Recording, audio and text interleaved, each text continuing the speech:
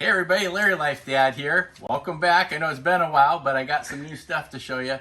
Today I'm doing some preventive maintenance and we're going to replace the anode inside my water heater. So this is supposed to be done every few years and we use this anode here. It's a sacrificial rod. Okay, so this anode here is going to let the water, all the things in the water eat the rod instead of the water heater. So if you want to protect your water heater and not have it corrode, we're going to put the sacrificial anode in there. The water is going to corrode this instead of your water heater because nobody wants to have to replace their water heater prematurely. So this has a, this is at Home Depot. It's got a 3/4 inch head on it. You're going to need a, well, on mine at least, on this one, since this is a 3/4 inch thread, I'm using a 1 1/16 socket. So this just goes right on there and this will screw it on. It's in the top. I'll show you in a second. But what's kind of cool about this is we're going to put it in the top of the water heater, and this comes in sections. So these are bendable. So if you have a tight area, you can bend these and then you can straighten them back out when you put it in. So I'll show you when we get up there. We'll probably have to bend it possibly a little bit. I'm going to take the old one out. You'll see how grody it is and how it's been sacrificed to keep our water heater in good shape. This is something you should do every few years. Super easy to do. Highly recommend it. These have gone up in price a little bit. These used to be like 20 bucks, I think last time I did it a few years ago. Now, because of COVID and all the inflation, and this is about 40 bucks now at Home Depot, so it's gone up in price. So let's go ahead and we'll take a look up here and I'll show you what we're doing. One thing I always do, I had my water up here. I always turn it down to a low temperature, okay, when I'm working on the water here, or you could just put it on pilot. I don't want to go in full blast. I hooked up the hose to the water heater, and you can see I have it running out the garage over there. So I'm draining out water out of the tank. So I turn this on to get it, flush anything out. So that's going on. And then also one thing that's really important to do, up here at the top, I moved this little vent. This is my the vent for the gas. But I have a valve here. So what I recommend doing, this is the on. You hear that noise? That's water going into the tank. So it's on right now. Turn this off. So you want to shut that valve off. So I don't want water going to the tank while I'm doing all this. So you're going to see, so the water, since it's shut off now, I have this turned on, hooked up my hose, and water is coming out from the water heater. There you go. Start draining out. I haven't seen anything weird coming out of here, so looks pretty good. That's a good sign. You might get some debris coming out. So we got the temperature turned down, hooked up the hose, turn that on, and you gotta turn on the fill valve. You gotta turn that off, because if you leave it on the on position, you're just gonna be putting in more water while more water's coming out. So you don't want to keep adding water while you empty it out. Okay, next thing I do is I get this vent out of the way. Okay, and here's the sacrificial anode. That's 1 1/16 socket. So I brought my socket up here, put it on. Okay. Now this is really tight up here. So if it's too tight, what you can do is you can get an extension. If you have like some kind of tube, a metal tube, maybe from a jack or another breaker bar or something, you want to get something long on here, because this was a little bit tough, but I put a long piece on here and I was able to break this free. I'm not going to over tighten this next time. So just loosen it up just enough so you can start working on it. And then I'm going to come in here and loosen this by hand. Now it's under pressure. Be careful. That's going to just put some more water in. Okay, so now here's the old anode. It's kind of gross and slimy. I'm not grossing everybody out here. I'm doing this with one hand. Okay, doing this with one hand. You can see it's getting up towards the top there, towards the ceiling. So I'm gonna see here.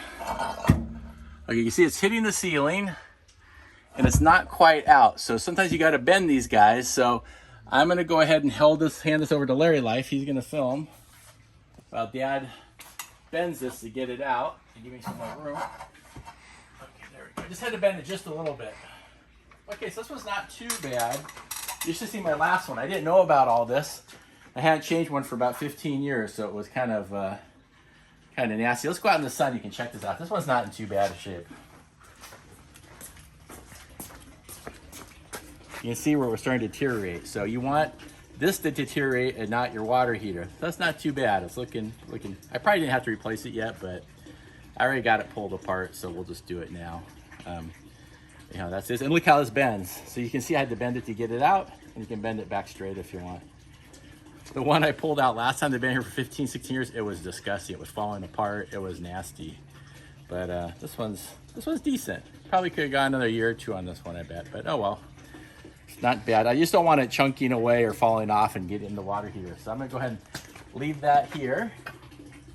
Okay, and wash my hands off. Guess what? I can use the water heater water to wash my hands off with.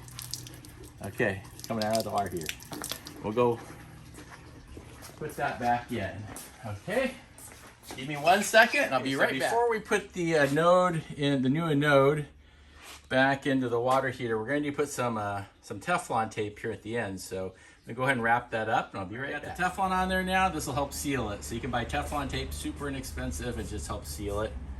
Better put it on than not have it. Okay, let's go ahead and put this in. Go ahead and put the Anode in. Notice I bent it a little bit here at the end.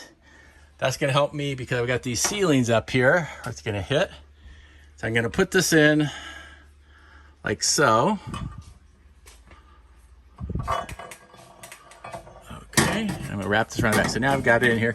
I'm going to go ahead and bend this back up straight.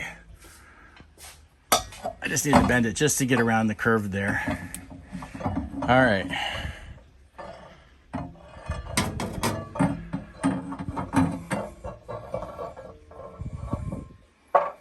Okay. There we go. Sorry. A little bit of water here. I'm gonna go ahead and seal this. Hand tighten it. Okay, now I'm gonna go ahead and get my ratchet. We'll give it a good clamping down. Be right back. There we go. Okay, so we're gonna go ahead and tighten this on. There we go. Last time I did it too tight, I think, and with the breaker bar, I didn't get a breaker bar to get off, but there we go. That's pretty good. Okay, that's on there good. Alrighty. Now that we got that all set, I'm gonna go ahead and use my rag here. Okay, and we're gonna wipe this water as best we can. Okay, and then we'll go ahead and we'll put this back on this little vent.